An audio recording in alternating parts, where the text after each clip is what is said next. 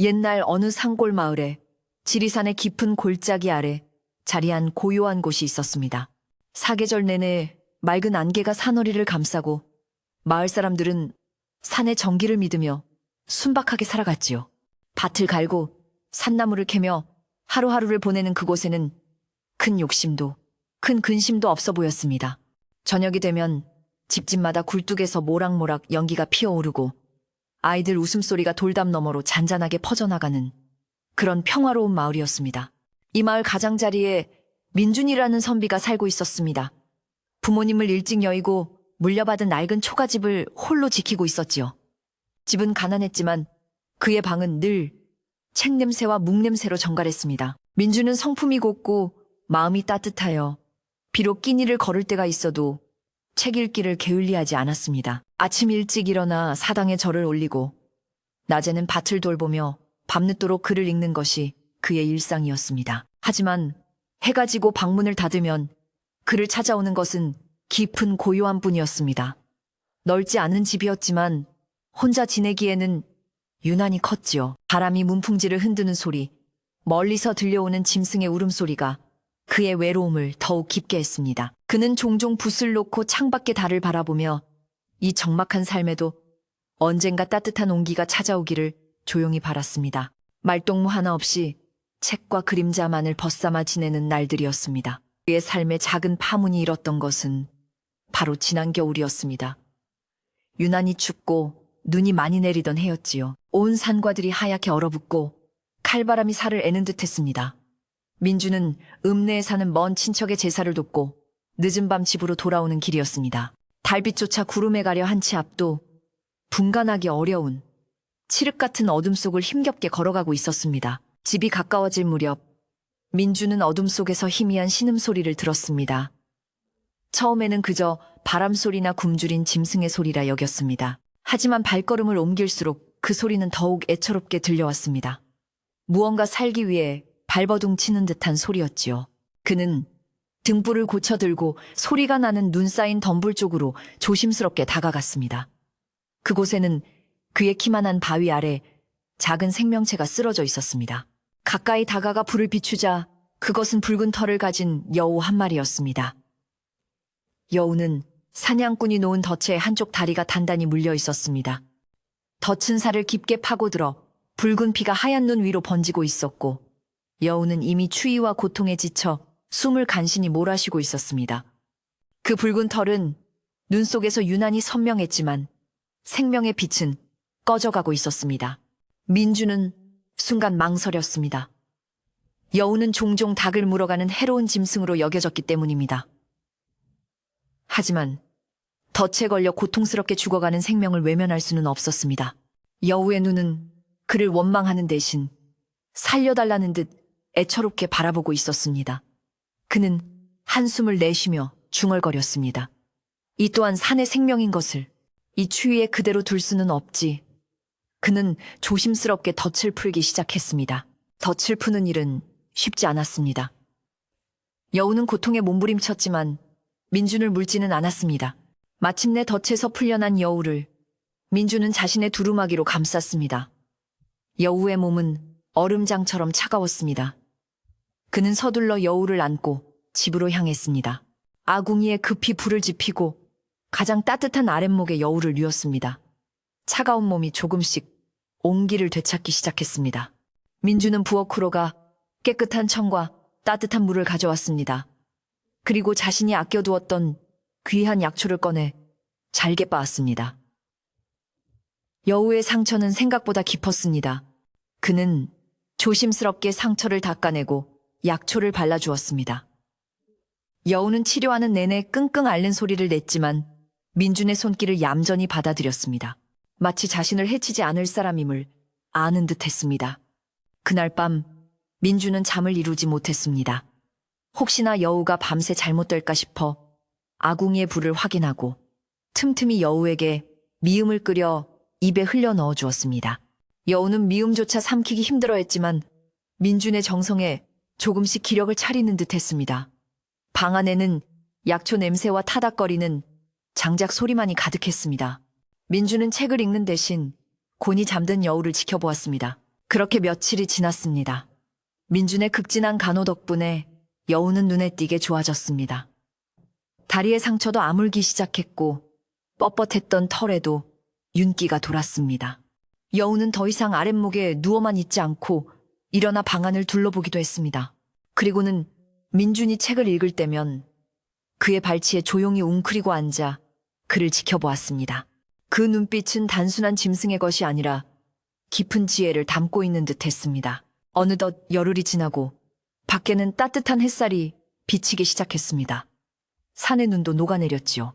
여우는 이제 완전히 회복하여 문 쪽을 바라보며 밖으로 나가고 싶다는 뜻을 비쳤습니다. 민주는 여우가 떠날 때가 되었음을 알았습니다. 그는 쓴웃음을 지으며 말했습니다. 이제 다 나았구나. 산으로 돌아가야지. 다시는 덫에 걸리지 말거라. 그는 천천히 방문을 열어주었습니다. 여우는 문 밖으로 나가더니 바로 숲으로 뛰어가지 않았습니다. 대신 마당 한가운데 멈춰서서 민준을 돌아보았습니다. 그리고는 사람처럼 아주 정중하게 앞발을 모으고 고개를 숙여 민준에게 절을 했습니다. 한 번, 그리고 또 한 번, 마지막으로 세 번째까지 깊은 감사를 표하는 듯한 세 번의 절이었습니다. 민준이 놀라 눈을 비비는 사이 붉은 여우는 바람처럼 숲속으로 사라졌습니다. 그 모습이 마치 꿈결처럼 느껴졌습니다. 그렇게 겨울이 가고 지리산에는 다시 꽃이 피는 봄이 찾아왔습니다. 민준은 여우의 일을 잊은 듯 다시 평범한 일상으로 돌아왔습니다. 여전히 가난했고 여전히 혼자였습니다. 하지만 가끔 마당을 보며 그날 붉은 여우가 세 번 절하던 모습을 떠올리곤 했습니다. 그 신비로운 기억은 그의 적막한 삶에 남은 유일한 온기였습니다. 그는 그저 산의 정령이 감사를 표하고 갔으리라 짐작할 뿐이었습니다. 그러던 어느 초봄 저녁이었습니다. 민준이 저녁 식사를 위해 조촐한 상을 차리고 있을 때였습니다. 누군가 살인문을 두드리는 소리가 들렸습니다. 이 늦은 시간에 이 외딴 집에 찾아올 사람이 없었기에 그는 의아해하며 문을 열었습니다. 문 밖에는 달빛을 등지고 한 여인이 서 있었습니다. 단 한 번도 본 적 없는 낯선 여인이었습니다. 그녀는 고개를 숙인 채 조용히 서 있었습니다. 민준이 등불을 들어 여인을 비추었습니다. 그녀는 값비싼 비단 옷은 아니었지만 깨끗하고 단정한 소복 차림이었습니다. 쪼글진 머리는 칠흑같이 검었고 고개를 든 얼굴은 창백했지만 달빛 아래서도 그 아름다움이 숨겨지지 않았습니다. 무엇보다 그녀의 눈은 깊고 맑았으며 어딘지 모르게 슬퍼 보였습니다. 그녀는 민준을 바라보며 입을 열었습니다. 쇳내는 여화라고 하옵니다. 그녀의 목소리는 옥구슬이 구르는 듯 맑았습니다. 갈 곳 없는 몸입니다. 하룻밤 묵어갈 곳을 찾다가 여기까지 오게 되었습니다. 혹시 댁에서 일을 도우며 머물 곳을 청해도 되겠습니까? 은혜를 갚고자 하는 이가 있어 그분을 찾고 있사온데 그전까지라도 부디 받아주십시오. 그녀는 은혜라는 말을 유난히 힘주어 말했습니다. 민주는 크게 당황했습니다. 그는 젊은 선비였고 혼자 사는 집에 젊은 여인을 들일 수는 없는 노릇이었습니다. 낭자, 보시다시피 저는 가난한 선비일 뿐이라 댁을 도울 형편이 못 됩니다. 또한 남녀가 유별한데 어찌 낭자를 제 집에 머물게 하겠습니까? 마을로 내려가 주막이라도 찾아보심이 옳을 듯합니다. 그는 정중하지만 단호하게 거절하며 문을 닫으려 했습니다. 그러자 여화가 다급히 그를 막아섰습니다. 그녀는 무릎을 꿇었습니다. 선비님, 제발 부탁드립니다. 저는 삭슬 바라지 않습니다. 그저 밥술이나 뜨며 지낼 곳만 있으면 됩니다. 바느질이든 밥 짓기든 밭일이든 가리지 않고 다 할 수 있습니다. 이대로 밤길을 나서면 산짐승에게 해를 입을지도 모릅니다. 부디 자비를 베풀어 주십시오. 그녀의 눈에는 눈물이 고여 있었습니다. 민주는 꿇어앉은 여인을 보고 마음이 흔들렸습니다. 그녀의 절박한 눈빛이 어쩐지 그 겨울밤 덫에 걸려있던 붉은 여우의 눈빛과 겹쳐 보였습니다. 차갑게 외면할 수가 없었습니다. 그는 깊은 한숨을 내쉬었습니다. 이런, 참으로 난감한 일이로군요. 그렇다면 해가 뜰 때까지만이라도 행랑치에서 쉬도록 하시오. 날이 밝으면 마을 어른들께 의논해 봅시다. 그는 결국 여인을 집 안으로 들였습니다. 다음 날 아침, 민주는 여호와에게 마을로 내려갈 것을 권유하려 했습니다. 하지만 그가 눈을 떴을 때 집안은 이미 달라져 있었습니다. 여호와는 새벽같이 일어나 마당 구석구석을 쓸고 툇마루를 반질반질하게 닦아놓았습니다. 먼지 쌓인 책장도 깨끗하게 정돈되어 있었고 부엌에서는 난생 처음 맡아보는 구수한 밥 냄새가 풍겨왔습니다. 그녀는 이미 집안의 주인이 할 일을 다 하고 있었습니다. 민주는 얼떨떨한 기분으로 아침상을 받았습니다. 그저 그런 나물 반찬이었지만 여호와의 손길이 닿자 맛이 달랐습니다. 며칠이 지나자 낡고 적막했던 초가집은 생기로 가득 찼습니다. 여호와는 민준의 해진 옷을 솜씨 좋게 기워주었고 황폐했던 뒤뜰에 작은 채소밭도 일구었습니다. 민주는 더 이상 차가운 방에서 혼자 밥을 먹지 않게 되었습니다. 집안에 사람의 온기가 돌기 시작했습니다. 여호와가 온 후로 민준의 삶은 모든 것이 바뀌었습니다. 그녀는 민준이 글 공부에만 전념할 수 있도록 모든 굳은 일을 도맡아 했습니다. 민준은 그녀의 배려 덕분에 학문에 더욱 정진할 수 있었고 얼굴에도 화색이 돌았습니다. 마을 사람들은 민준의 집에 복덩이가 굴러들어왔다고 수군거렸습니다. 민준 역시 딱히 그녀를 내보낼 이유를 찾지 못하고 그저 그녀와의 생활에 익숙해져 갔습니다.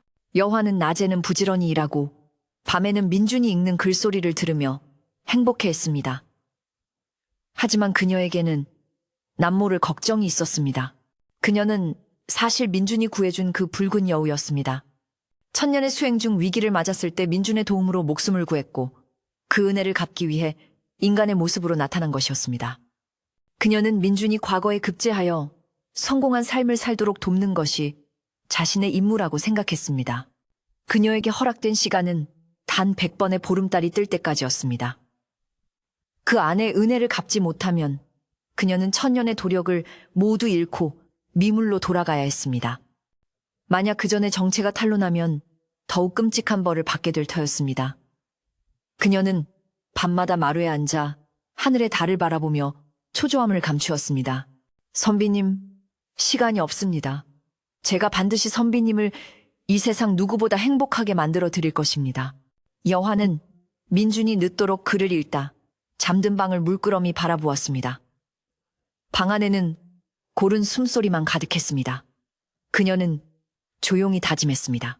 그 어떤 어려움이 닥쳐도 심지어 저의 목숨을 잃게 되더라도 선비님을 향한 이 은혜를 갚기 전에는 결코 물러서지 않겠습니다. 그녀의 맑은 눈동자에 굳은 결의가 어렸습니다. 지리산의 밤은 그렇게 깊어가고 있었습니다. 여호와가 온 뒤로 민준의 집에는 신기한 일들이 생겨나기 시작했습니다. 그녀는 그저 부지런히 일하는 것뿐이었지만 그 결과는 평범하지 않았습니다. 가장 먼저 달라진 것은 뒤뜰의 작은 밭이었습니다. 민준이 몇 해를 애써도 늘 시들시들했던 채소들이 여호와의 손길이 닿자마자 파릇파릇하게 살아났습니다. 심지어 아직 철이 이른데도 불구하고 탐스러운 오이와 가지가 주렁주렁 열렸습니다.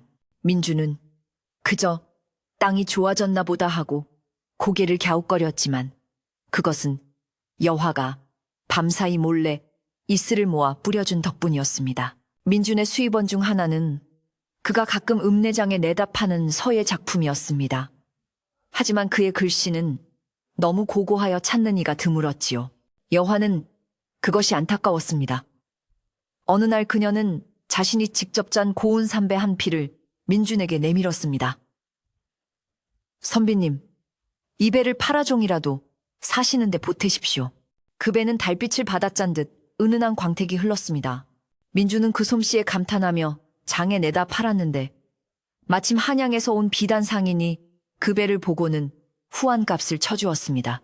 덕분에 민준은 몇 달치 양식과 종이를 살 수 있었습니다. 이런 일들이 몇 번 거듭되자 마을 사람들도 민준의 형편이 나아진 것을 눈치채기 시작했습니다. 가난뱅이 선비로 불리던 그가 깨끗한 옷을 입고 얼굴에도 혈색이 돌았습니다. 사람들은 수군거렸습니다. 민준 선비 집에 복덩이가 굴러들어왔다지? 그 여인이 온 뒤로 집안이 폈다더군. 민준은 여호와 덕분임을 알았지만 그녀는 그저 선비님께서 열심히 노력하신 덕분입니다라며 조용히 미소 지을 뿐이었습니다. 민준의 집에 대한 사람들의 관심은 곧 그 집에 사는 낯선 여인 여화에게로 옮겨갔습니다. 집안이 안정되자 민준은 글 공부에 더욱 매진할 수 있었습니다. 하지만 그는 더 이상 책 속에만 파묻혀 지내지 않았습니다. 저녁 식사가 끝나면 그는 툇마루에 앉아 여화와 두런두런 이야기를 나누는 것을 즐겼습니다. 그는 자신이 읽은 책 속의 성현들 이야기나 세상 돌아가는 이치에 대해 말해주었습니다. 여화는 그를 몰랐지만 총명하여 민준의 말을 금방 알아듣고 고개를 끄덕였습니다. 그녀의 맑은 눈빛은 민준의 이야기를 진심으로 경청하고 있었습니다. 민준은 그런 여화가 기특하여 어느 날부터인가 그녀에게 직접 글을 가르치기 시작했습니다. 이것은 하늘천, 이것은 땅지, 천지간의 이치를 아는 것이 학문의 시작이요. 그는 서툰 솜씨로 붓을 쥔 여화의 손을 잡아주며 천자문을 가르쳤습니다. 여화는 스펀지처럼 빠르게 글을 익혔습니다. 그녀의 손은 배를 짤 때처럼 섬세하게 붓을 움직였습니다. 민준은 자신의 지식을 나눌 수 있는 상대가 생겼다는 것에 큰 기쁨을 느꼈습니다. 여화 역시 민준에게 많은 것을 들려주었습니다. 그녀는 자신이 어릴 적 할머니에게서 들었다며 산속의 신비한 이야기들을 풀어놓았습니다. 천년 묵은 이무기가 용이 되어 승천한 이야기, 겨울잠을 자는 곰이 봄을 깨우는 이야기, 그리고 달의 전기를 받아 약초가 되는 풀꽃 이야기까지. 그녀의 이야기는 너무나 생생하여 민준은 마치 자신이 그 숲속을 거니는 듯한 착각에 빠지곤 했습니다. 그는 여화가 그저 평범한 시골 처녀가 아닐지도 모른다고 어렴풋이 느꼈지만 그 느낌을 애써 외면했습니다. 두 사람 사이에는 따뜻한 정이 쌓여갔습니다. 민준은 더 이상 외롭지 않았습니다. 그의 글 읽는 소리에는 힘이 실렸고 그의 눈에는 온기가 담겼습니다. 여화는 민준의 그런 모습을 보며 행복했습니다. 은혜를 갚기 위해 왔지만 그녀의 마음속에는 은혜 이상의 감정이 싹트고 있었습니다. 민준의 다정한 목소리, 그의 고든 성품, 그리고 자신을 바라보는 따뜻한 눈빛, 그 모든 것이 그녀의 마음을 흔들었습니다. 자신을 바라보는 따뜻한 눈빛. 그녀는 이 평화로운 시간이 영원하기를 바라게 되었습니다. 하지만 이들의 조용한 행복을 시기하는 눈길이 있었습니다. 마을에서 가장 큰 기와집에 사는 옥분이라는 처녀였습니다. 옥분은 마을 지주의 외동딸로 어릴 때부터 원하는 것은 무엇이든 손에 넣어야 직성이 풀리는 성미였습니다. 그녀는 비록 가난하지만 용모가 단정하고 학식이 깊은 민준을 남몰래 마음에 품고 있었습니다. 언젠가 그를 자신의 남편으로 삼아 글 공부를 시키고 집안을 일으켜 세울 계획까지 세우고 있었지요. 옥부는 몇 번이나 하인을 시켜 민준의 집에 귀한 음식이나 옷감을 보냈습니다. 하지만 민준은 번번이 정중하게 사양하며 돌려보냈습니다. 과분한 선물입니다. 가난한 선비의 분수에 맞지 않는 물건은 받을 수 없습니다. 옥부는 민준의 그런 고고함에 더욱 애가 탔지만 한편으로는 자존심이 상했습니다. 감히 이 마을에서 자신의 호의를 거절하는 사내는 민준뿐이었기 때문입니다. 그녀는 그가 곧 자신에게 마음을 열 것이라 믿고 있었습니다. 그러던 차에 민준의 집에 낯선 여자가 들어와 산다는 소문이 옥분의 귀에까지 들어갔습니다. 처음에는 그저 일꾼을 들였거니 하고 대수롭지 않게 여겼습니다. 하지만 장에 나갔던 몸종이 돌아와 그 여인이 절세미인이며 민준이 그녀를 극진히 아낀다고 보고했을 때 옥부는 참을 수 없는 질투에 휩싸였습니다. 어디서 굴러먹던 계집이 감히 내 것을 가로채? 옥부는 당장이라도 달려가 그 여자의 머리채를 잡고 싶었습니다. 옥부는 그날부터 민준의 집 주변을 맴돌기 시작했습니다. 그녀는 몸종을 시키거나 자신이 직접 밭에 가는 척하며 민준의 집을 엿보았습니다. 그녀의 눈에 비친 여화는 흠잡을 데 없이 부지런하고 얌전했습니다. 하지만 옥부는 어떻게든 꼬투리를 잡고 싶었습니다. 그녀는 여화의 모든 행동을 의심의 눈초리로 지켜보았습니다. 저렇게 완벽할 리가 없어. 분명 수상한 구석이 있을 거야. 며칠간의 관찰 끝에 옥부는 이상한 점을 몇 가지 발견했습니다. 첫째로, 여화는 마을 사람들과 어울리지 않았습니다. 우물가에 안악들이 모여 수다를 떨 때도 그녀는 묵묵히 물만 길어 사라졌습니다. 둘째로, 그녀는 고기를 전혀 입에 대지 않았습니다. 민준이 감사의 뜻으로 고기를 사온 날에도 여화는 비린내가 싫다며 채소만 먹었습니다. 옥부는 그것이 양반대 규수 행세라도 하는 것 같아 안 입구었습니다. 결정적인 것은 따로 있었습니다. 어느 늦은 밤, 옥부는 담장 너머로 여화가 뒤뜰에서 무언가를 하는 것을 목격했습니다. 달빛 아래 여화는 닭장 근처에 쪼그리고 앉아 있었습니다. 옥부는 그녀가 닭을 훔쳐 먹으려는 것이라 생각하고 눈을 크게 떴습니다. 하지만 여화는 그저 닭장 안의 닭들에게 다정하게 속삭이고 있었습니다. 아가들아, 오늘은 무서운 꿈 꾸지 말고 잘 자렴. 그러자 닭들이 푸드덕거리지도 않고 조용해졌습니다.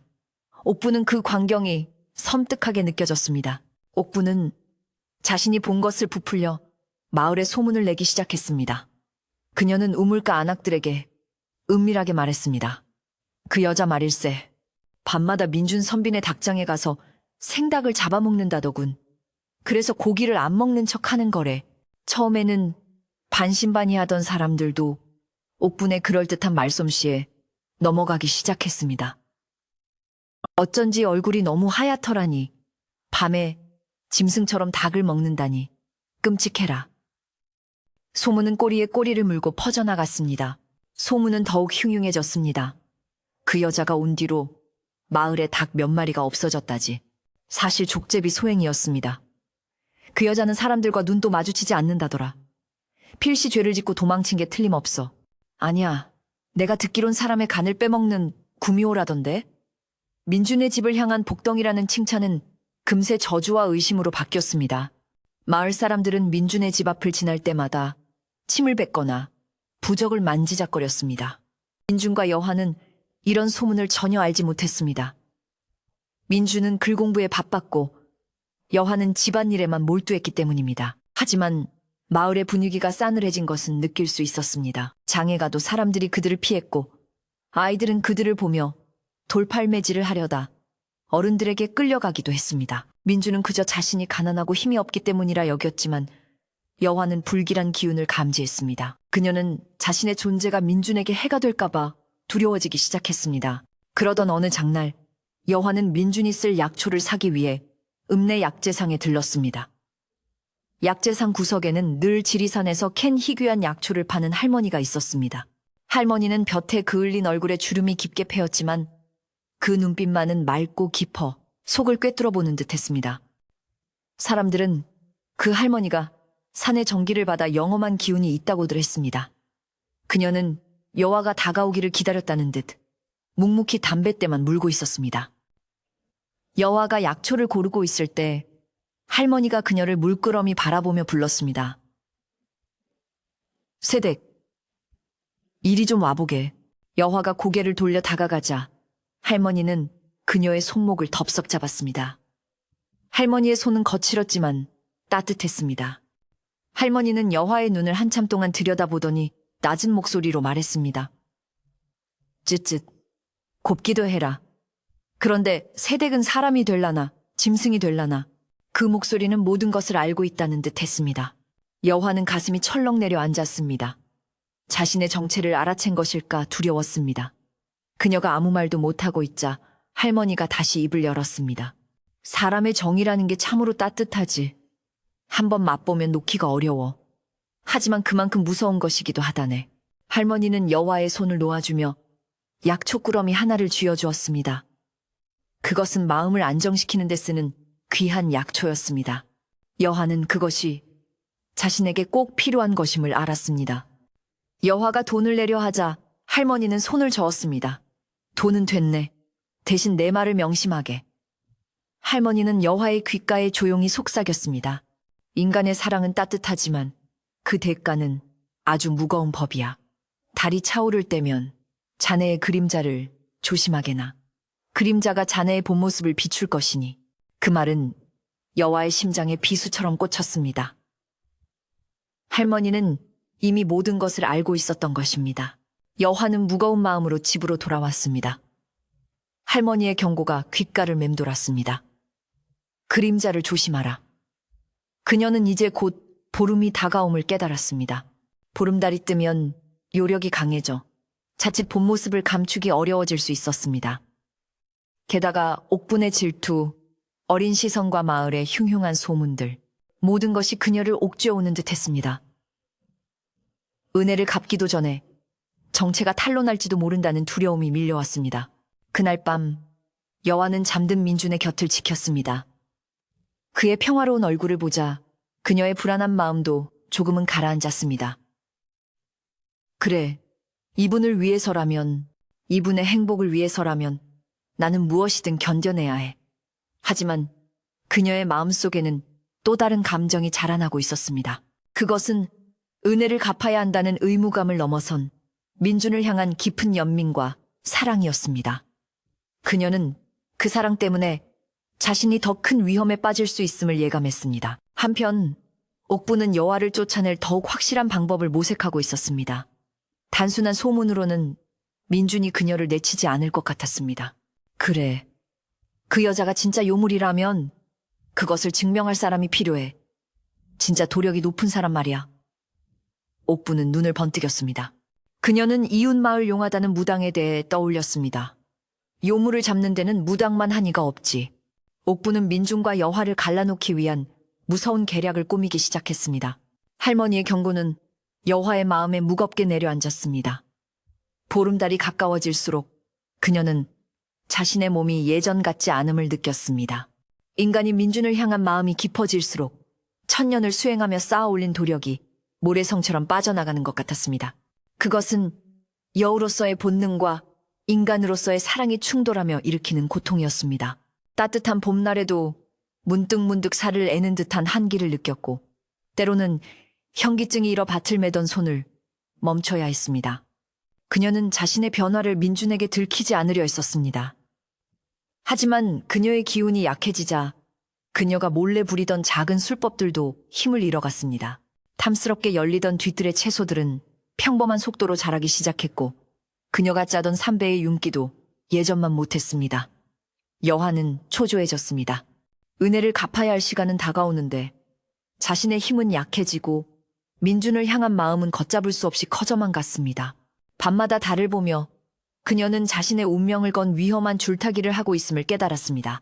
한편 옥분의 질투는 하늘을 찌를 듯했습니다. 마을에 퍼뜨린 흉흉한 소문에도 불구하고 민준이 여화를 내칠 기미를 보이지 않자 그녀는 이가 갈렸습니다. 고작 소문 따위로는 안 되겠어.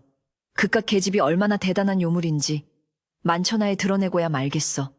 옥부는 더 이상 참을 수 없었습니다. 그녀는 자신의 집에서 몰래 귀한 폐물을 챙겨들고 아무도 모르게 집을 나섰습니다. 그녀의 목적지는 분명했습니다. 산 너머 마을에 산다는 용한 무당이었습니다. 옥부는 행여나 누가 알아볼까 두려워 너울을 깊게 눌러쓰고 험한 산길을 재촉했습니다. 반나절을 꼬박 걸어 도착한 곳은 음침한 기운이 감도는 골짜기였습니다. 그곳에는 농월이라 불리는 무당이 살고 있었습니다. 그녀는 달의 기운을 거스르는 힘을 가졌다고 하여 붙여진 이름으로 특히 요사스러운 기운을 잡는 데는 천하제일이라는 소문이 자자했습니다. 옥부는 떨리는 마음으로 그녀의 초가 앞에 섰습니다. 방 안에서 나온 농월 무당의 모습은 옥분의 상상 이상이었습니다. 그녀는 형형색색의 누더기 옷을 걸치고 있었지만 그 눈빛만은 매처럼 날카로워 사람의 속을 꿰뚫어 보는 듯 했습니다. 손에 쥔 노쇠방울 지팡이가 그녀가 움직일 때마다 섬뜩한 소리를 냈습니다. 옥부는 가져온 폐물을 바닥에 쏟아놓으며 무릎을 꿇었습니다. 무당님, 제발 저희 마을을 구해주십시오. 천년 묵은 여우 한 마리가 마을을 홀리고 있습니다. 옥부는 눈물을 흘리며 거짓을 고했습니다. 그 여우가 마을의 가축을 죽이고 남자들을 홀려 정신을 못 차리게 만들고 있으며 심지어 아이들의 간을 노리고 있다고 말입니다. 농월 무당은 옥분의 말을 묵묵히 듣고만 있었습니다. 그녀는 엽전 몇 잎을 바닥에 던져 점을 쳐보더니 이내 고개를 끄덕였습니다. 과연 아주 오래 묵은 강한 기운이로구나. 좋다. 내가 그 요망한 것의 뿌리를 뽑아주마. 농월 무당은 지팡이를 짚고 일어섰습니다. 그녀의 눈에 탐욕스러운 빛이 스쳤습니다. 다음 날 농월 무당이 옥분의 뒤를 따라 마을에 들어섰습니다. 그녀가 마을 입구에 발을 디디자 화창했던 날씨가 갑자기 흐려지고 싸늘한 바람이 불었습니다. 마을의 개들은 꼬리를 감추고 낑낑거렸으며 울던 아이들도 그 기세에 눌려 울음을 그쳤습니다. 농월무당은 마을 길을 천천히 걸으며 손에 쥔 지팡이로 바닥을 쿵쿵 내리찍었습니다. 지팡이에 달린 노쇠 방울들이 짤랑거리며 음산한 소리를 냈습니다. 마을 사람들은 두려움에 떨며 무당의 뒤를 따랐습니다. 옥분이 미리 손을 써둔 터라 사람들은 이 무당이 자신들을 구하러 온 구원자라고 믿고 있었습니다. 농월 무당은 옥분의 안내에 따라 민준의 집으로 향했습니다. 그녀의 걸음이 민준의 집 살인문 앞에 다다랐을 때였습니다. 짤랑짤랑짤랑. 그저 작게 울리던 노쇠 방울들이 갑자기 미친 듯이 요동치기 시작했습니다. 마치 끓는 물에 던져진 것처럼 격렬하게 울부짖었습니다. 지팡이에 매달아둔 오색천과 부적들이 거센 바람을 맞은 듯 사납게 휘날렸습니다. 농월무당은 걸음을 멈추고 민준의 집을 노려보았습니다. 그녀의 날카로운 눈이 집안의 기운을 훑었습니다. 이 안에 있구나. 그녀가 낮은 목소리로 읊조렸습니다. 감히 신성한 인간의 마을에 숨어 지내다니. 아주 오래 묵어가니 배 밖으로 나온 요물이로군. 그 말에 마을 사람들은 공포에 질려 비명을 질렀습니다. 이 소동은 옥분이 계획한 것이었습니다. 그녀는 무당의 위세로 마을 사람들의 공포심을 극대화했습니다. 보셨지요? 저 집입니다. 저 집에 그 요물이 숨어 있습니다. 옥분의 외침에 사람들은 돌을 집어들 기세였습니다. 농월 무당은 그들을 진정시켰습니다. 섣불리 날뛰지 마라. 저것은 보통 내기가 아니다. 내가 오늘 밤 저것의 본 모습을 만천하에 드러낼 것이다. 그녀는 민준의 집 앞에 부적 몇 장을 태우며 경고했습니다. 집 안에 있던 여화는 밖에 소란의 가슴이 철렁 내려앉았습니다. 노쇠 방울 소리가 들릴 때부터 그녀는 온몸에 피가 차가워지는 것을 느꼈습니다. 저것은 평범한 무당이 아니었습니다. 자신의 기운을 꿰뚫어보는 강력한 힘을 지닌 자였습니다. 민주는 글을 읽다가 밖의 소란에 놀라 물었습니다. 여화, 밖에 무슨 일이요? 왜 이리 시끄럽지? 여화는 애써 태연한 척하며 대답했습니다. 아무래도 마을에 큰 구경거리가 난 모양입니다. 신경 쓰지 마시고 글이나 읽으십시오. 하지만 옥부는 이것만으로는 만족하지 못했습니다. 그녀는 여화를 쫓아내는 것만으로는 분이 풀리지 않았습니다. 민준이 저렇게까지 감싸는 여화라면 아예 민준의 눈앞에서 그 요물의 실체를 밝혀내고 싶었습니다. 그러려면 민준이 여화에게 완전히 의지하게 만들어야 했습니다. 옥부는 며칠 전 마을 아이를 시켜 민준의 집 우물에 몰래 손을 써두었습니다. 아이에게는 떡을 사주겠다며 늪지대의 썩은 물을 한 바가지 부으라고 시켰던 것입니다. 그날 저녁 민준은 여화가 정성껏 차려준 저녁상을 받았습니다. 그는 그 우물물로 끓인 숭늉을 아무 의심 없이 들이켰습니다. 여화 역시 그 물로 밥을 지었지만 그녀는 본디 인간의 음식을 먹지 않고 이슬만 받아먹었기에 무사했습니다. 식사를 마친 지 얼마 되지 않아 민준이 갑자기 복부를 움켜쥐며 쓰러졌습니다. 그의 얼굴은 순식간에 잿빛으로 변했고 온몸에서 식은땀이 비오듯 흘러내렸습니다. 선비님, 왜 이러십니까? 정신 차리십시오. 여화는 비명을 지르며 민준을 부축했습니다. 민준은 불덩이처럼 뜨거운 열에 휩싸여 신음했습니다. 그는 고통에 몸부림치다 인해 정신을 잃고 말았습니다. 여화는 절망했습니다. 그녀는 즉시 우물로 달려가 물맛을 보았습니다. 비릿하고 역한 냄새, 늪지대에 독수두새였습니다. 누군가 의도적으로 독을 푼 것이 분명했습니다. 옥분의 지심을 직감했지만 지금은 그것을 따질 때가 아니었습니다. 여화는 급히 마을 의원을 불렀습니다.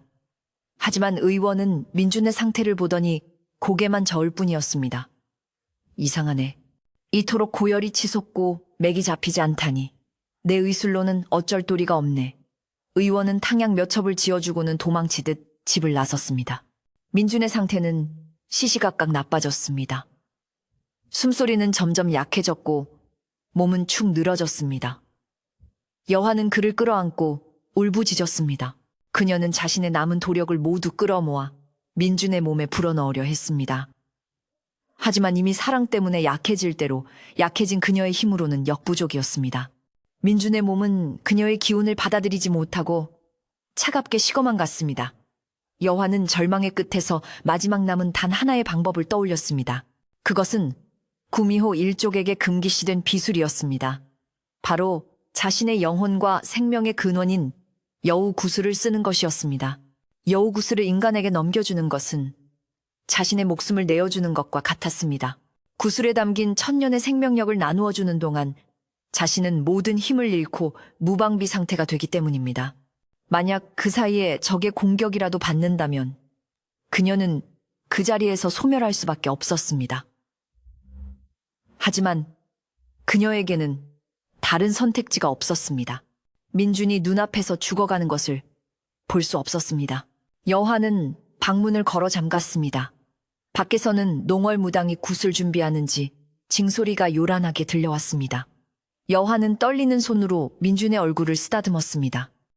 선비님, 저를 구해주신 그 은혜를 이제야 갚게 되었습니다. 그녀의 눈에서 뜨거운 눈물이 민준의 뺨 위로 떨어졌습니다. 부디 저를 원망치 마십시오. 이것이 저의 운명이라면 기꺼이 받아들이겠습니다. 그녀는 민준을 향한 사랑을 담아 마지막 결심을 굳혔습니다. 그녀는 민준의 윗몸을 조심스럽게 일으켜 자신의 품에 기댔습니다. 그리고는 온 정신을 집중했습니다. 그녀가 입을 열자 영롱하고 맑은 빛을 내는 구슬 하나가 천천히 떠올랐습니다. 방 안은 순식간에 따뜻한 온기와 짙은 소나무 숲의 향기로 가득 찼습니다. 그것이 바로 그녀의 천년 생명이 담긴 여우 구슬, 연주였습니다.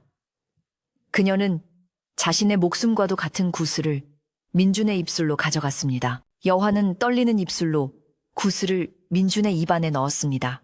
그리고 자신의 숨결을 불어넣어 구슬에 담긴 생명의 기운을 이 그의 몸속으로 흘러들어가도록 했습니다. 차가운 얼음장 같던 민준의 몸에 서서히 온기가 돌기 시작했습니다. 하지만 반대로 여화의 몸은 급격히 차가워졌습니다. 마치 온몸에 피가 빠져나가는 듯한 고통이 밀려왔습니다. 그녀는 이를 악물고 기운을 불어넣었습니다. 바로 그때였습니다. 생사의 경계를 헤매던 민준의 눈꺼풀이 파르르 떨리더니 그가 천천히 눈을 떴습니다. 열에 흐려진 그의 시야에 들어온 것은 자신을 끌어안고 있는 여화의 모습이었습니다. 그런데 그녀의 모습이 이상했습니다. 그녀의 창백한 얼굴 뒤로 구슬에서 뿜어져 나오는 신비로운 빛 속에서 9개의 새하얀 꼬리가 거대하고 아름다운 부채처럼 펼쳐져 있었습니다. 그 꼬리들은 방 안을 가득 채우고도 남을 만큼 장엄했습니다. 민주는 숨이 멎는 듯 했습니다. 그것은 열병이 만들어낸 헛것이 아니었습니다. 눈앞의 여인은 자신이 알던 여화였지만 동시에 인간이 아닌 존재였습니다. 9개의 꼬리는 신성한 기운을 내뿜으며 천천히 일렁이다가 여화가 깜짝 놀라 구슬을 거두는 순간 거짓말처럼 사라졌습니다. 방 안은 다시 어두워졌고 꼬리가 있던 자리엔 지친 기색이 역력한 여화만이 남아 있었습니다. 민주는 비명을 지르지 않았습니다. 그녀를 요물이라 부르며 밀쳐내지도 않았습니다. 그는 너무나 큰 충격 속에서도 자신을 살리기 위해 고통을 감내하는 여화의 눈빛을 보았습니다. 9개의 꼬리보다 더 강렬했던 것은 자신을 향한 그녀의 절박하고 슬픈 사랑이었습니다. 그는 모든 것을 깨달았습니다. 그녀가 누구인지, 그리고 자신을 위해 무엇을 했는지. 그는 여화의 손을 잡으려다 힘이 다해 다시 깊은 잠에 빠져들었습니다. 하지만 그의 숨소리는 이제 고르고 편안해져 있었습니다. 여화는 바닥에 주저앉아 거친 숨을 몰아쉬었습니다. 온몸에 힘이 빠져나가 손가락 하나 까딱할 수 없었습니다. 구슬을 너무 오래 쓴 탓에 도력의 절반 이상을 잃어버렸습니다. 하지만 그보다 더 두려운 것은 민준이 자신의 본 모습을 보았다는 사실이었습니다. 선비님, 보셨습니까? 저의 흉한 모습을. 그녀는 절망감에 흐느꼈습니다. 이제 모든 것이 끝났다고 생각했습니다. 그녀는 민준이 깨어나면 자신을 괴물 보듯 할 것이라 생각했습니다. 어쩌면 당장 마을 사람들을 불러들여 자신을 죽이려 할지도 몰랐습니다. 하지만 그녀는 민준을 떠날 수 없었습니다. 구슬을 사용한 대가로 그녀의 몸은 쇠약해졌고 무엇보다 그녀의 마음이 민준에게 단단히 묶여버렸습니다. 그녀는 이제 은혜를 갚기 위해서가 아니라 그를 사랑하기 때문에 이곳에 머물러야 했습니다. 비록 그것이 죽음으로 향하는 길이라 할지라도 다음 날 아침 민준은 기적처럼 자리에서 일어났습니다. 밤새 앓던 흔적도 없이 몸은 가벼웠지만 정신은 무거웠습니다.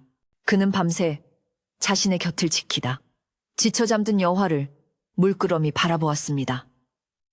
그녀의 창백한 얼굴과 흐트러진 머리카락이 어젯밤의 일이 꿈이 아님을 말해주고 있었습니다.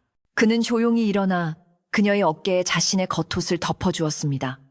그의 눈에는 두려움 대신 깊은 연민과 결심이 서려 있었습니다. 그는 아무것도 묻지 않았습니다.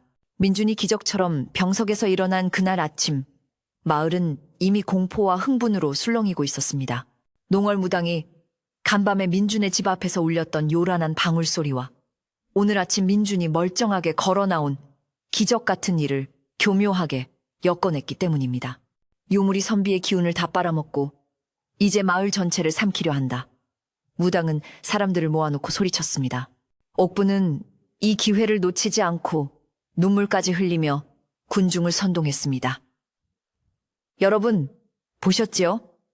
어젯밤엔 사경을 헤매던 사람이 오늘은 멀쩡합니다. 저 여우 계집이 선비를 홀려 마지막 제물로 삼으려 하는 것입니다. 마을 광장에는 아침 일찍부터 장작 더미가 높이 쌓아 올려졌습니다. 농월무당은 광장 한가운데에 붉고 푸른 깃발을 꽂아 제단을 차렸습니다. 그녀는 짐승의 피를 뿌리고 칼을 휘두르며 사람들의 원초적인 공포를 자극했습니다. 오늘 저 요망한 것의 정체를 밝히고 산채로 불태워야만 마을의 재앙을 막을 수 있다. 신령님께서 노하셨다. 그 말에 이성을 잃은 마을 장정들이 횃불과 몽둥이를 들고 민준의 집으로 몰려갔습니다. 그들은 살인문을 부술듯이 두드리며 고함을 질렀습니다. 민준 선비, 어서 그 요물을 데리고 나오시오.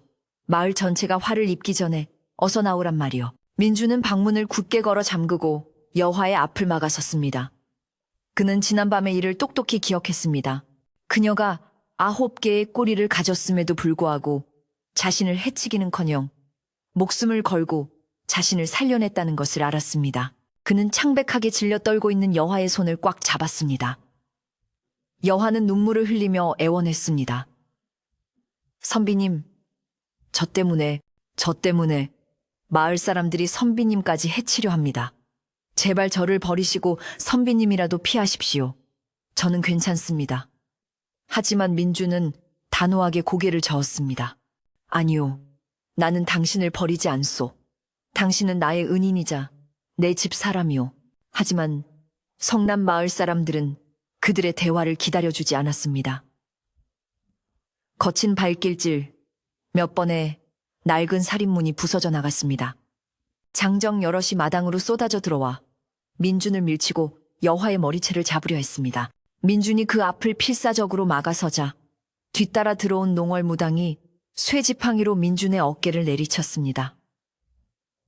저 선비도 이미 여우의 독에 단단히 홀렸구나. 둘 다 광장으로 끌고 가라. 신령님 앞에서 직접 심판을 받아야 한다. 민준과 여화는 짐승처럼 끌려가듯 성난 군중에게 붙들려 마을 광장 한복판으로 내동댕이 쳐졌습니다. 광장은 살기로 가득 차 있었습니다. 마을 사람들은 원을 그리며 두 사람을 둘러쌌고 그들의 눈에는 두려움과 잔인한 호기심이 뒤섞여 있었습니다. 농월무당은 제단 앞에서 칼춤을 추기 시작했습니다. 징과 꽹과리 소리가 정신을 아득하게 만들었습니다. 무당은 춤을 멈추고 제단에 놓인 화로에서 시뻘건 불씨가 담긴 재를 한 줌 집어들었습니다. 그녀는 주문을 외우며 그 재를 여화의 얼굴에 뿌렸습니다. 천지신명께 고하나니 이 요망하고 부정한 것의 본 모습을 만천하에 드러내소서. 제가 여화의 여린 살에 닿자 치익하는 소리와 함께 살이 타는 듯한 끔찍한 고통이 밀려왔습니다. 아, 여화는 비명을 지르며 바닥을 뒹굴었습니다. 그 순간 고통을 이기지 못한 그녀의 몸이 일그러지며 사람의 귀가 있던 자리에 뾰족하고 붉은 여우의 귀가 순간적으로 솟아났다가 사라졌습니다. 그 찰나의 순간을 목격한 마을 사람들이 공포에 질려 비명을 지르며 뒤로 물러섰습니다. 보았는가? 진짜 여우 귀였어. 맙소사, 정말 여우였어. 옥부는 이때다 싶어 군중 앞으로 나섰습니다. 그녀는 승리감에 도취되어 여화를 손가락질하며 외쳤습니다. 보셨지요? 저것은 천년 묵은 여우가 맞습니다. 여우는 부정한 짐승. 감히 우리 마을의 신성한 음식을 입에 대지 못할 것입니다. 그녀는 미리 준비시킨 하인에게 무언가를 가져오게 했습니다. 그것은 구수하지만 역한 냄새를 풍기는 김이 모락모락 나는 게장국 한 그릇이었습니다. 네가 정령 사람이라면 마을 사람들이 보는 앞에서 이 게장국을 깨끗이 비워보아라. 그것은 여우에게 가장 치명적인 금기였습니다. 개고기는 구미호에게 극약과도 같아서 한 숟가락이라도 입에 대는 날에는 그 자리에서 피를 토하며 죽게 될 터였습니다. 여화는 공포에 질려 얼굴이 새하얗게 변했습니다. 그녀는 본능적으로 뒷걸음질 쳤습니다. 마을 사람들은 그녀가 망설이는 것을 보고 더욱 확신에 차서 소리쳤습니다. 먹어라. 어서 먹지 못할까? 사람이라면 저걸 왜 못 먹는단 말이냐? 당장 전현의 입에 붙지 못해. 장정 두 사람이 달려들어 그녀의 팔을 꺾어 붙잡고 억지로 입을 벌리려 했습니다. 바로 그때였습니다. 모든 것을 지켜보던 민준이 묶인 손을 뿌리치고 달려들어 장정들을 밀쳐냈습니다. 그는 옥분이 들고 있던 게장국 그릇을 손으로 쳐서 바닥에 쏟아버렸습니다. 뜨거운 국물이 그의 손등에 튀었지만 그는 아랑곳하지 않았습니다. 이 무슨 야만적인 짓이오. 당장 그만두시오. 그의 목소리는 열에 들떠 있었지만 그 안에 담긴 기백은 광장에 모인 모든 사람을 압도할 만큼 단호했습니다. 이 사람은 내 집 사람이오. 민주는 넘어진 여화의 앞을 막아서며 등 뒤로 그녀를 감쌌습니다. 설령 이 사람이 당신들이 말하는 여우라 한들. 민주는 숨을 몰아쉬며 말을 이었습니다. 이 사람은 나를 해치지 않았소. 오히려 죽어가던 나의 목숨을 구해준 생명의 은인이오. 당신들은 짐승만도 못한 소문으로 내 은인을 해치려 하고 있소. 당신들에게는 그럴 자격이 없소. 그의 외침은 진심이 담겨 있어 몇몇 마을 사람들은 몽둥이를 쥔 손을 슬며시 내렸습니다. 하지만 옥부는 자신의 계획이 틀어지자 분노로 얼굴이 시뻘개졌습니다. 선비님, 저 요물에게 단단히 홀리셨군요. 옥부는 악을 쓰듯 소리쳤습니다. 저것이 선비님을 살린 것이 아니라 선비님의 간을 빼먹으려고 잠시 살려둔 것뿐입니다. 정신 차리십시오. 무당님, 어서 저 요망한 것의 숨통을 끊어주십시오. 옥분의 절규의 마을 사람들도 다시 동요하기 시작했습니다. 맞다. 선비가 홀렸다. 저것들을 당장 불태워야 한다. 장작더미에 불을 붙이려는 사람들이 횃불을 높이 쳐들었습니다. 그때 농얼무당이 요란하게 춤을 멈추고 쇠 지팡이로 바닥을 쿵 하고 내리쳤습니다. 소란이 거짓말처럼 잦아들었습니다. 그녀는 여호와에게 천천히 다가가 얼음장처럼 차가운 목소리로 말했습니다. 어리석은 것. 천년을 수행하고도 고작 인간 사내의 덧없는 정 따위에 발목이 잡혔구나. 그녀는 여화와 민준을 번갈아 보며 잔인한 미소를 지었습니다. 하지만 사내 신령님께서 자비로우시게도 네게 마지막 기회를 주신다 하니 잘 선택하거라. 이것은 인간이 정한 법이 아닌 사내 법도다. 선택지는 두 가지다. 농월무당의 목소리가 광장 전체에 쩌렁쩌렁 울려 퍼졌습니다. 첫째, 네가 진정 인간이 되고 싶다면 너의 천년 도력을 모두 모아 네가 가장 사랑하는 바로 저 사내의 심장을 취하라. 그 뜨거운 인간의 심장을 제물로 바치면 너는 모든 죄를 사함받고 완벽한 인간으로 다시 태어나 영생을 누릴 수 있다. 옥부는 그 말에 섬뜩해하면서도 여화가 민준을 해치는 장면을 상상하며 입가에 미소를 걸었습니다. 둘째, 무당은 말을 이었습니다.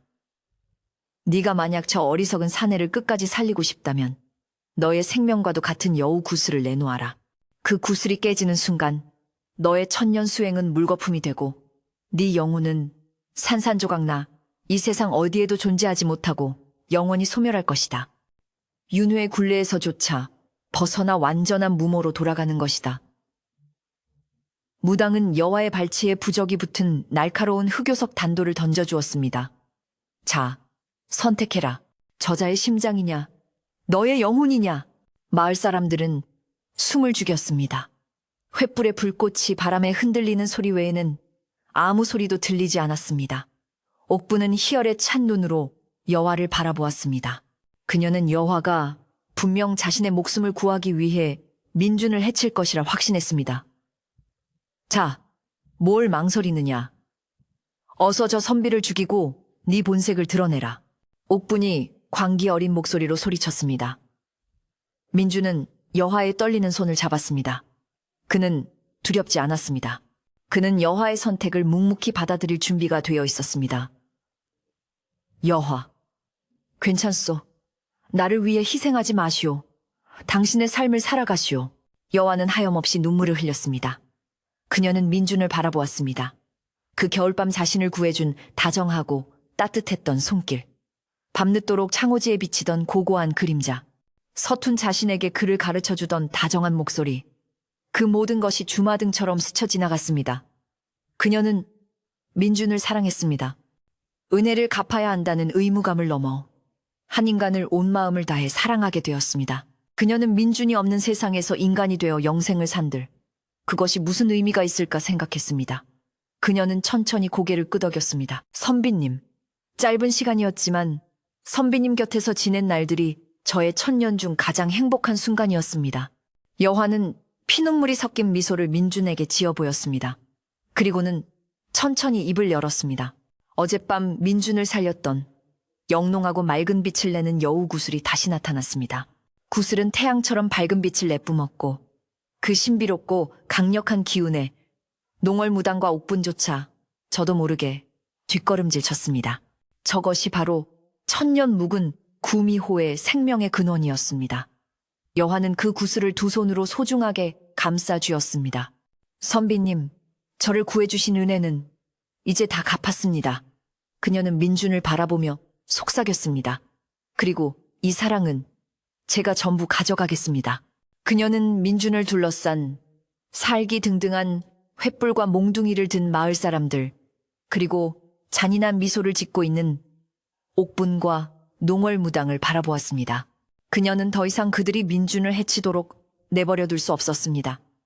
그녀는 마지막 남은 모든 힘을 다해 구슬을 하늘 높이 쳐들었습니다. 여화는 구슬의 마지막 숨결을 불어넣어 그것을 농월무당이 차려놓은 제단을 향해 힘껏 던졌습니다. 안 된다! 저것을 막아라! 농월무당이 경악하며 소리쳤지만 이미 늦었습니다. 여우 구슬은 제단 중앙에 놓인 부적 더미에 부딪히는 순간 천지를 진동하는 굉음과 함께 폭발했습니다. 꽝 하는 굉음과 함께 눈을 뜰 수 없을 만큼 강력하고 순백의 빛이 광장 전체를 휩쓸었습니다. 거대한 빛의 파동이 태풍처럼 사방으로 퍼져나갔습니다. 그 빛의 파동은 신기하게도 민준을 해치지 않았습니다. 오히려 따뜻한 봄바람처럼 그를 감싸 보호했습니다. 하지만 농월무당과 옥분, 그리고 횃불을 들고 살기를 뿜어내던 장정들은 그 엄청난 기세에 밀려 종잇장처럼 멀리 나가 떨어졌습니다. 제단은 산산조각이 났고 높이 쌓였던 장작더미는 재가 되어 흩날렸으며 농월무당의 쇠 지팡이는 두 동강이 났습니다. 사람들은 귀를 막고 바닥에 엎드려 자비를 구하며 비명을 질렀습니다. 하늘에서는 갑자기 폭우가 쏟아지기 시작했습니다.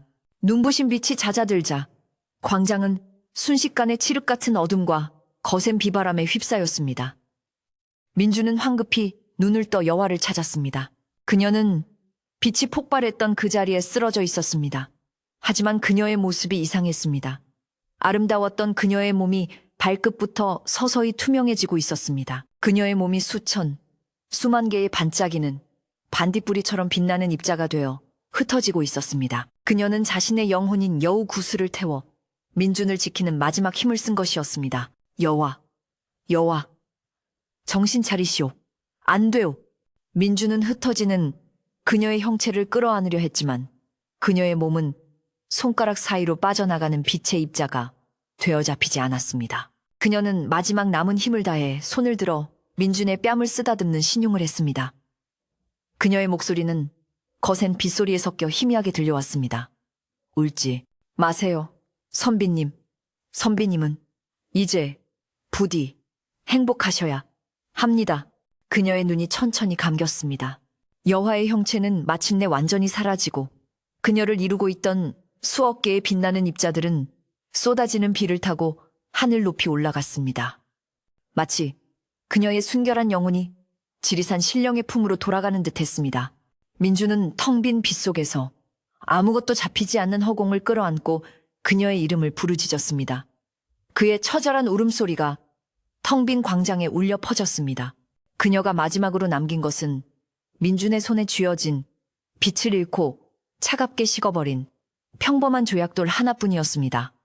이 모든 광경을 넋을 잃고 지켜보던 마을 사람들은 공포에 질렸습니다. 그들은 자신들이 죽이려 했던 존재가 사실은 그들을 단숨에 해칠 힘이 있었음에도 불구하고 오직 한 사람을 지키기 위해 스스로를 희생했음을 뒤늦게 깨달았습니다. 농월무당은 자신의 신통력이 모두 깨진 것을 알고 으악! 비명을 지르며 두 동강난 지팡이도 챙기지 못하고 절뚝거리며 마을을 도망쳤습니다. 그녀는 다시는 이 마을에 나타나지 않았습니다. 옥부는 넋이 나간 사람처럼 빗물이 고인 바닥에 주저앉아 있었습니다. 그녀는 자신이 무슨 짓을 했는지 깨달았습니다. 그녀는 그저 사랑을 얻고 싶었을 뿐인데 그 질투심이 한 영혼을 그리고 민준의 삶을 파괴해버렸습니다. 마을 사람들은 이제 경멸과 두려움이 뒤섞인 눈으로 옥분을 바라보았습니다. 저 여자 때문에 마을의 신령님의 노여움을 샀다. 사람의 탈을 쓴 악귀는 바로 저 여자였어. 옥분은 사람들의 손가락질을 받으며 울부짖는 민준을 뒤로 한 채 비틀거리며 자신의 기와집으로 도망쳤습니다. 광장에는 민준만이 홀로 남아 쏟아지는 비를 쫄딱 맞고 있었습니다. 거셌던 비는 어느새 가랑비로 변해 여화가 터뜨린 구슬의 기운을 씻어내듯 광장의 살기와 공포를 조용히 정화하고 있었습니다. 민준은 차갑게 식어버린 조약돌을 가슴 깊이 품었습니다. 여화의 따뜻했던 온기는 사라졌지만 그녀의 숭고한 사랑은 그 돌멩이 속에 그리고 민준의 심장 속에 영원히 남게 되었습니다. 그는 쏟아지는 비를 맞으며 밤이 새도록 그 자리를 떠나지 못했습니다. 지축을 흔들던 굉음과 빛이 멎었을 때 광장을 휩쓸던 것은 폭우와 정적이었습니다. 하늘이 뚫린 듯 쏟아지는 비는 횃불의 마지막 불씨마저 꺼뜨렸고 피와 재로 얼룩졌던 광장을 씻어내렸습니다. 마을 사람들은 넋이 나간 채 비를 맞으며 방금 전 자신들이 목격한 광경이 현실인지 꿈인지 분간하지 못했습니다. 그들은 감히 고개를 들지 못했습니다. 신성한 존재의 숭고한 희생을 목격한 죄책감과 산의 신령이 내릴지도 모를 더 큰 벌에 대한 두려움 때문이었습니다. 민준만이 텅 빈 광장 한복판에 무릎을 꿇고 앉아 있었습니다. 쏟아지는 비가 그의 눈물인지 빗물인지 모를 정도로 그는 하염없이 울고 있었습니다. 그의 손에는 여화가 마지막으로 남긴 이제는 빛을 잃고 차갑게 식어버린 조약돌 하나만이 덩그러니 쥐어져 있었습니다. 그녀의 온기, 그녀의 목소리, 그녀의 존재가 이 세상에서 완전히 사라졌다는 사실이 차가운 빗물보다 더 아프게 그의 심장을 파고들었습니다. 그는 여화의 이름을 부르고 또 불렀지만 돌아오는 것은 거센 빗소리뿐이었습니다. 동이틀 무렵 비가 잦아들자 마을 사람들은 하나둘 제정신을 차렸습니다. 그들은 공포에 질려 자신들의 집으로 도망쳤습니다. 농월무당은 이미 사라진 뒤였고 옥부는 실성한 사람처럼 웃다 울다를 반복하며 하인들에게 끌려갔습니다. 광장에는 엉망으로 부서진 제단과 흠뻑 젖은 민준만이 남았습니다. 그는 해가 중천에 뜰 때까지 움직이지 않았습니다. 그러다 마침내 그는 조약돌을 품속 깊이 넣고 비틀거리며 일어섰습니다. 텅 빈 집으로 돌아가는 그의 발걸음은 천근만근 무거웠습니다. 집은 변한 것이 없었습니다. 하지만 그곳에는 더 이상 온기가 없었습니다. 마루에는 그녀가 단정히 개어놓은 행주가 놓여 있었고 부엌에는 그녀가 민준을 위해 끓이려던 약초 냄새가 희미하게 남아 있었습니다. 민준은 그녀가 머물던 작은 방으로 들어갔습니다. 그곳에는 그녀가 서툰 솜씨로 글씨 연습을 하던 종이와 미처 다 짜지 못한 삼배 한 필이 배틀에 걸려 있었습니다. 민준은 그 삼배를 어루만지며 소리 없이 눈물을 삼켰습니다. 그의 적막했던 삶에 찾아왔던 유일한 빛이 그렇게 꺼져버렸습니다. 그날 이후 마을에는 무거운 침묵이 흘렀습니다. 마을 사람들은 민준의 집 근처를 지나가는 것조차 꺼렸습니다. 그들은 자신들의 어리석음과 잔인함이 어떤 비극을 불러왔는지 똑똑히 보았습니다. 그들은 민준을 두려워하기보다는 그에게 씻을 수 없는 죄를 지었다는 부끄러움에 고개를 들지 못했습니다. 민준이 구해준 것은 한 마리의 여우였지만 여화가 목숨을 바쳐 지켜낸 것은 한 인간의 사랑과 어리석은 마을 전체였음을 뒤늦게 깨달았습니다. 옥부는 그날로 자신의 기와집 대문을 걸어 잠갔습니다. 그녀는 밖으로 한 발짝도 나오지 않았습니다. 그녀를 따르던 하인들도 하나둘 그녀의 곁을 떠났습니다. 마을 사람들은 이제 그녀를 여우보다 더 무서운 여자라며 손가락질했습니다. 그녀는 그토록 원했던 민준도 마을 사람들의 존경도 모두 잃었습니다.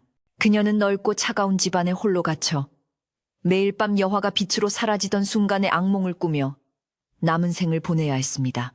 그녀의 질투가 불러온 대가는 그토록 참혹했습니다. 민준은 한동안 폐인처럼 지냈습니다. 그녀가 남긴 조약돌을 손에 쥐고 그녀와 함께 거닐던 뒤뜰을 서성이며 그녀를 그리워했습니다. 그러던 어느 날 그는 여화의 마지막 말을 떠올렸습니다. 부디 행복하셔야 합니다. 그것은 그녀가 목숨과 맞바꾼 마지막 소원이었습니다. 민준은 조약돌을 쥔 손에 힘을 주었습니다. 그렇소, 여화. 당신의 뜻대로 나는 행복해져야 하오. 당신의 희생이 헛되지 않도록 나는 살아야 하오. 그는 눈물을 닦고 먼지 쌓인 책을 다시 펼쳤습니다. 그는 자신을 위해서가 아니라 그녀와의 약속을 지키기 위해 글을 읽기 시작했습니다. 그녀가 그토록 바랐던 선비님의 성공을 이루어주기 위해서였습니다. 밤낮을 가리지 않고 학문에 매진하는 그의 모습에는 예전의 나약함은 없었습니다. 그녀의 숭고한 사랑이 그의 가슴 속에 불을 지폈기 때문입니다. 그리고 이듬해 봄, 그는 한양에서 치러진 과거 시험에 당당히 장원으로 급제했습니다. 산골 마을의 가난한 선비가 장원 급제를 했다는 소식에 마을은 발칵 뒤집혔습니다. 마을 사람들은 민준이 이제 높은 벼슬에 올라 자신들을 떠날 것이라 생각했습니다. 어쩌면 자신들에게 복수를 할지도 모른다고 두려워했습니다. 하지만 민준은 임명장을 들고 마을로 돌아왔습니다. 그는 가장 먼저 사당에 들러 그녀의 희생을 고했습니다. 그리고는 임금의 교지가 담긴 임명장을 조용히 불태웠습니다. 그는 벼슬길에 나아가는 대신 자신의 낡은 초가집에 작은 서당을 열었습니다. 그는 자신의 집 살인문에 온기, 완희를 기억하는 집이라는 뜻의 작은 현판을 내걸었습니다. 마을 사람들은 그의 뜻을 이해할 수 없었지만 감히 반대하지 못했습니다. 민주는 마을의 아이들을 모아 글을 가르치기 시작했습니다. 그는 아이들에게 어려운 경전의 글귀를 가르치기 전에 언제나 여화의 이야기를 들려주었습니다. 물론 그녀가 여우였다는 사실은 빼놓았습니다. 그저 자신을 위해 목숨을 바친 한 현명하고 따뜻한 여인의 이야기였습니다. 그는 아이들에게 늘 이렇게 말했습니다. 학문이란 글자를 외우는 것이 아니라 마음을 보는 눈을 뜨는 것이다. 너희가 이해하지 못하는 존재라고 해서 함부로 판단하거나 미워해서는 안 된다. 눈에 보이는 것이 전부가 아니며 진정한 사랑은 언제나 희생을 동반하는 법이다. 그의 가르침을 받은 아이들은 어른이 되어서도 그의 말을 잊지 않았습니다. 마을은 점차 따뜻하고 현명한 곳으로 변해갔습니다. 수십 년의 세월이 강물처럼 흘러갔습니다. 민주는 더 이상 젊은 선비가 아니었습니다. 그의 머리는 하얗게 새었고 등은 굽었으며 얼굴에는 깊은 주름이 패었습니다. 마을 사람들은 이제 그를 훈장님이라 부르며 진심으로 존경했습니다. 그는 마을의 큰 스승이자 모든 이의 슬픔을 들어주는 현자가 되었습니다. 그가 가르친 제자들이 자라나 다시 그들의 아이들을 민준의 서당으로 보냈습니다. 민준은 평생 혼자 살았습니다. 하지만 그는 외롭지 않았습니다. 그의 품속에는 늘 여화가 남긴 조약돌이 있었습니다. 수십 년의 세월 동안 그의 체온을 받아 이제는 차갑지 않고 늘 따뜻한 온기를 품고 있었습니다. 그는 밤마다 그 조약돌을 꺼내 어루만지며 여화에게 말을 걸곤 했습니다. 여화? 보고 있어? 오늘 아이들이 천자문을 다 뗐소. 당신이 있었더라면 참 좋아했을 텐데. 옥부는 그 넓은 기와집에서 홀로 늙어갔습니다. 아무도 그녀와 혼인하려 하지 않았고 아무도 그녀를 찾아오지 않았습니다. 그녀는 마지막 순간까지도 텅 빈 마당을 바라보며 자신이 잃어버린 것이 무엇인지 뒤늦게 후회했지만 때는 이미 늦었습니다. 그녀는 쓸쓸하게 죽어갔고 그녀가 남긴 막대한 재산은 모두 민준의 서당 운영을 위해 쓰이게 되었습니다. 그것이 그녀가 할 수 있는 유일한 속죄였습니다.